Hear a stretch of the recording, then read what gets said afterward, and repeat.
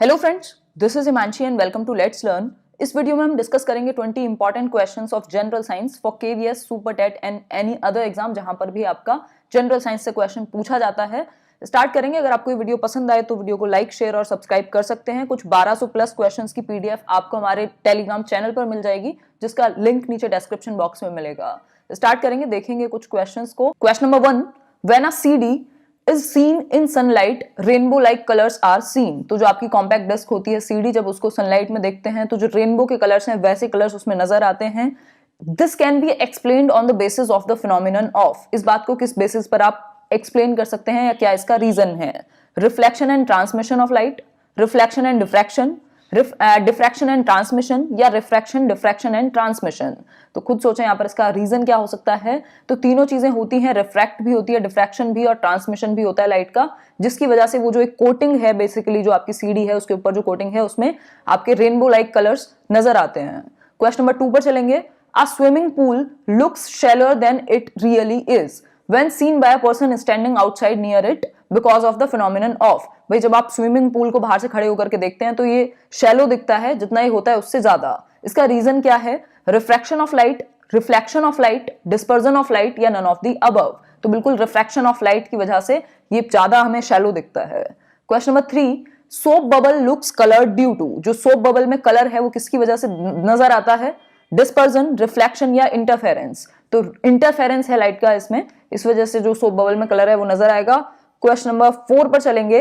A child is standing in front of a magic mirror, she finds the image of her head bigger, the middle portion of her body of the same size and that of the legs smaller. मतलब कि एक बच्ची अपने आप को magic mirror के सामने देख रही है, तो जो उसका हेड का साइज है वो उसको बड़ा नजर आता है, जो मिडल पोर्शन है वो एकदम नॉर्मल, और जो लेग्स हैं उसकी वो से छोटी नजर आती हैं। तो ये 3 मिरर का इस्तेमाल इस मैजिक मिरर के अंदर किया गया है। कौन से वो 3 मिरर का कॉम्बिनेशन है?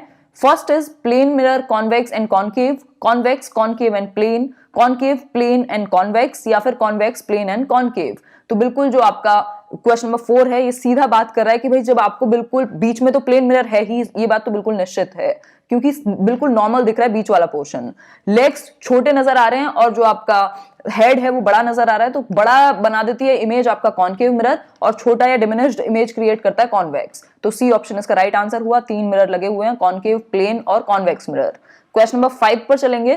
Petroleum gas is a mixture of ethane, propane and butane, what is its major constituent. तो मेजर कॉन्स्टिट्यूएंट कौन सा होगा पेट्रोलियम गैस के अंदर? इथेन, प्रोपेन, ब्यूटेन, या तीनों के तीनों इक्वल प्रोपोर्शन में होते हैं, तो ब्यूटेन इसका राइट आंसर होगा। नेक्स्ट है question number 6, which of the following is the most common element in the universe. सबसे ज्यादा कॉमन एलिमेंट कौन सा है यूनिवर्स के अंदर? हीलियम, ऑक्सीजन, हाइड्रोजन या कार्बन। तो बिल्कुल हाइड्रोजन की मात्रा कह सकते हैं सबसे ज्यादा है, और हीलियम इसके बाद आता है। नेक्स्ट है question number 7, which of the following disease is caused by protozoa.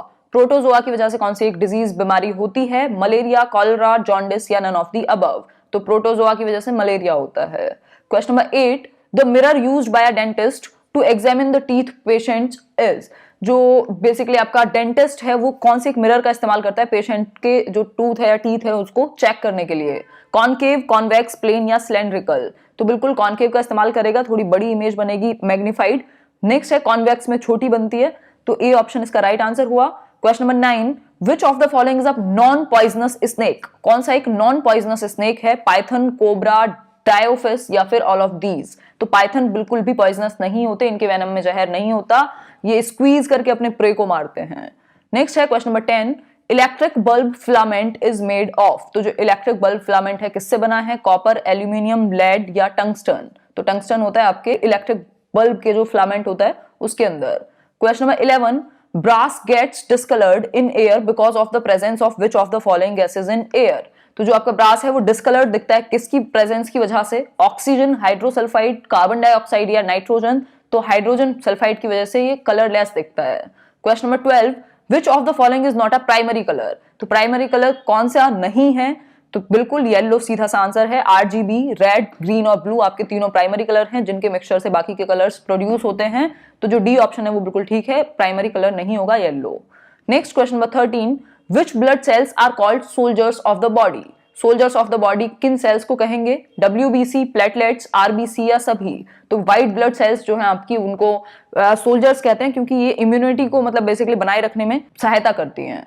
Next है question number 14, which of the following diseases is caused by virus? Virus से फैलने वाली कौन सी एक डिजीज है? टाइफॉइड, ट्यूबरक्लोसिस, मलेरिया या स्मॉल पॉक्स? तो यहाँ पर आंसर क्या होगा? स्मॉल पॉक्स हो या फिर अभी जो इबोला चला था या HIV एड्स, ये सब वायरस से फैलने वाली डिजीजेस हैं। नेक्स्ट है question number 15, athletes foot tinea pedis is a dangerous disease caused by?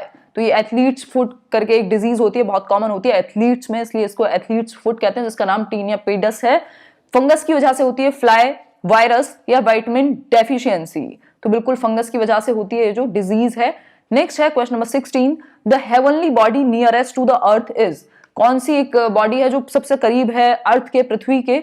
Venus, sun, moon या सैटर्न? तो आंसर होगा यहाँ पर मून। इसको नेचुरल सैटेलाइट भी कहा जाता है पृथ्वी की। Question number 17, which of the following is an antibiotic? Antibiotic कौन सी है? Option number A paracetamol, aspirin, sulphadiazine या फिर पेनिसिलिन? तो पेनिसिलिन यहाँ पर राइट आंसर होगा। इसकी बात हमने लास्ट वीडियो में भी की थी, फंगस से बनती है। Question number 18, which instrument is use to measure electric current? Electric current को मेजर करने के लिए कौन से एक इंस्ट्रूमेंट का इस्तेमाल किया जाता है? इलेक्ट्रोमीटर, रेजोस्टेट, वॉलमीटर या फिर एमीटर? तो बिल्कुल एमीटर का इस्तेमाल करते हैं इलेक्ट्रिक करंट को मेजर करने के लिए। नेक्स्ट है आपका electric transformers are use to?